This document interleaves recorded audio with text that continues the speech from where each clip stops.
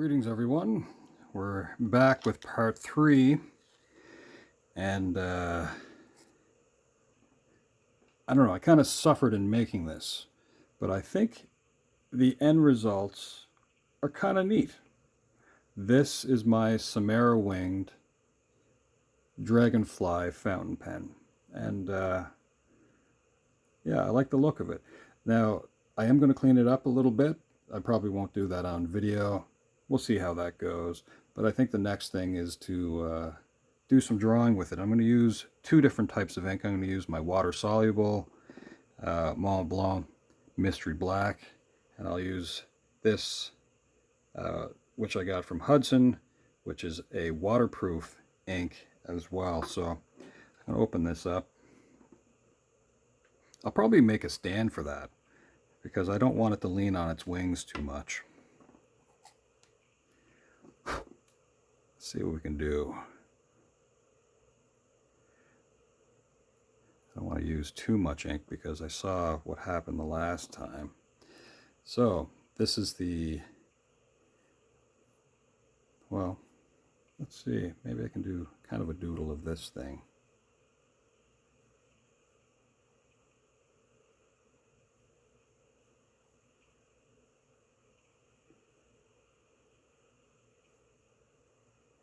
And this is the fun part of using this kind of ink, so that you don't have to be too precious with it.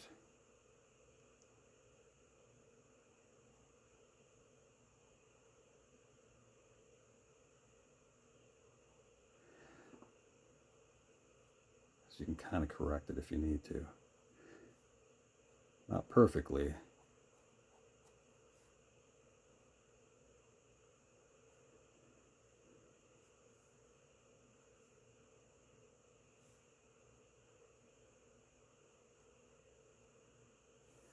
So yeah, let me know if you're going to attempt to do the same. You can go to any art store, you can get nibs. They're fairly inexpensive.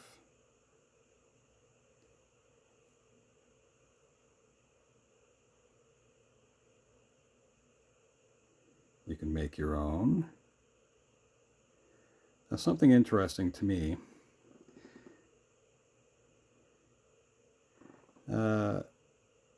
just in holding this, makes me think about something kind of strange. There are different types of implements, I guess you could say, of magic. Now, I can start off by saying I don't really believe in magic. I would have said at some point in a different video that I do think that most things that people would consider to be magic can be explained as technology that's unknown or something like that. Now, I do think that there are lots of unknown things, and maybe I'm just skeptical about other things. But at the beginning of this sort of run on making this pen, you would have heard me say something about a magic staff, and in a way, this thing looked like a miniature wand. And it's funny when you think about, there was a time that if you want to change, I didn't get any ink on that, if you want to change the channel on your television, you would have had to get up and move a dial. Of course, now we use remotes. Now, most remotes when they first started were like a wired controller that would attach to your television.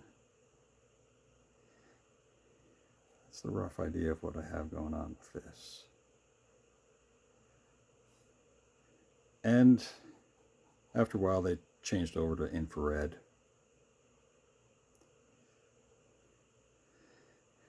Speaking of infrared, let's get out the bunny pen for a moment. I'm going to set that there. And I have the bunny pen here. I'm going to use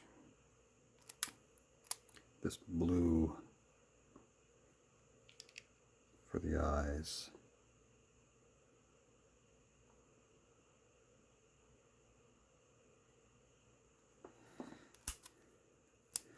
I'm going to use this red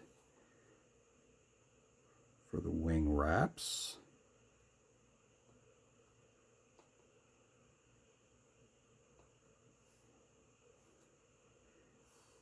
And for the nib attachments. And we'll let it, yes, go over. We have a band of red here as well, red wire.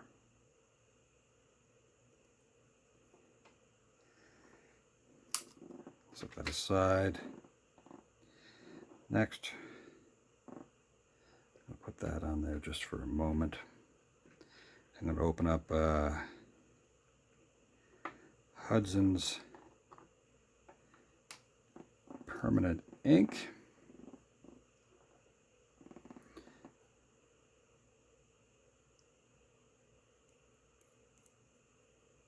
We're going to go back over this, the areas that I don't want to have get smudged.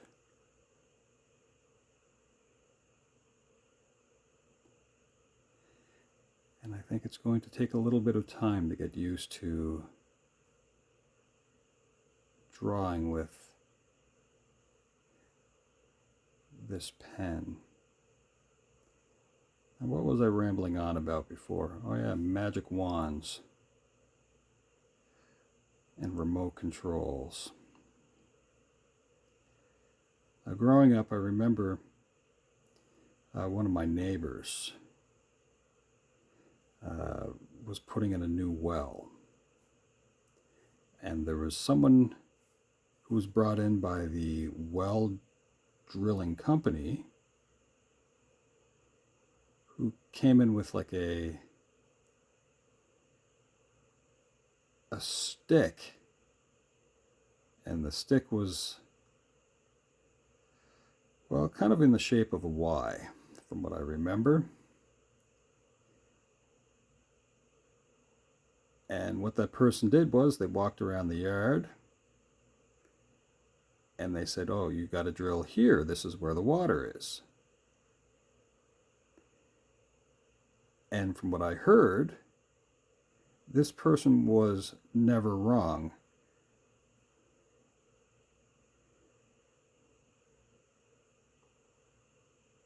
So I don't know what to make of that. Now, is it possible that some people are in tune enough with the environment that if you have a certain type of wood,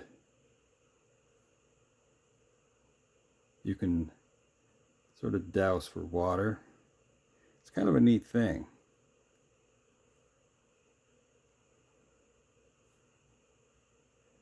Anyway. But I have seen that. That's pretty remarkable.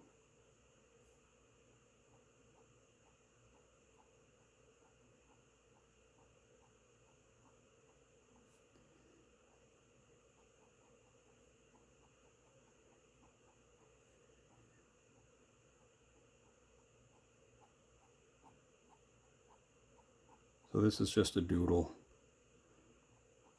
I'm not going to spend too much more time on this.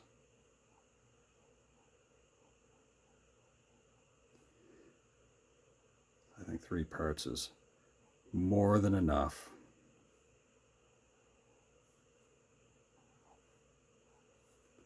Plus I need to get used to this thing too. so I don't have to practice everything on camera. So we'll dip again, and we will right up here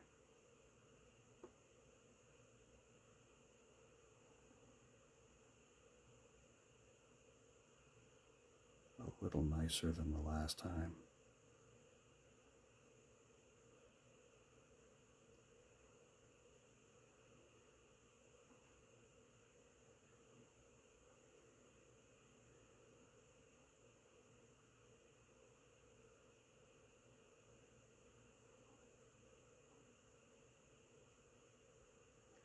A little bit nicer, not much nicer.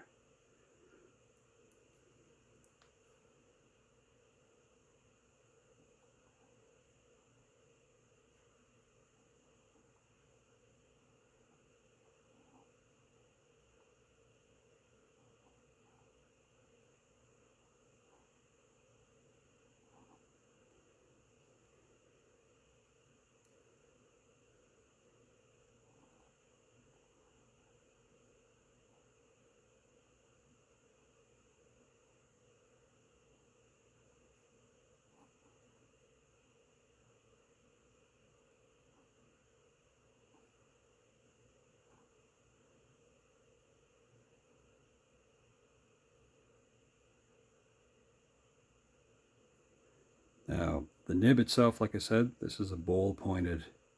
I don't know if I would have said it's a 512, but that's the rough idea of what this thing is. I'll sort of clean it a little bit. Put the cap back on.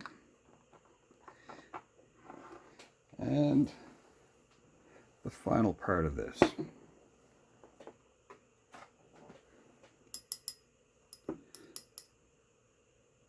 A little bit of water. Now that permanent ink will hold the detail.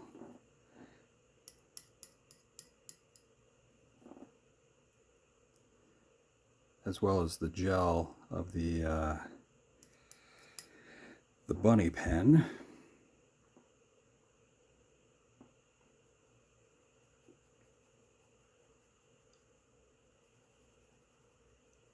So I don't necessarily have to go back in to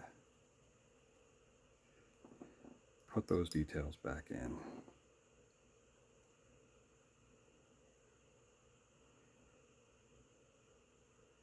And that is the benefit, of course, of the waterproof ink.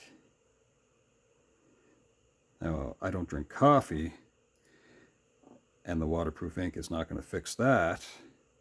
If you spill that on there, or your hot chocolate, or whatever it is, oh, you can still ruin things with permanent ink.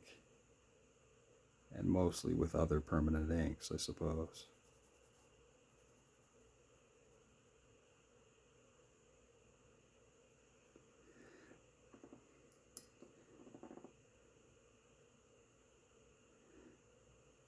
Well, folks, I think that's kind of the run of it. I do thank you for hanging out. I'm sorry that it was a 3-part thing, but I think, as I said, I kind of like the way that turned out, even though there was some suffering along the way. All right, and just for fun,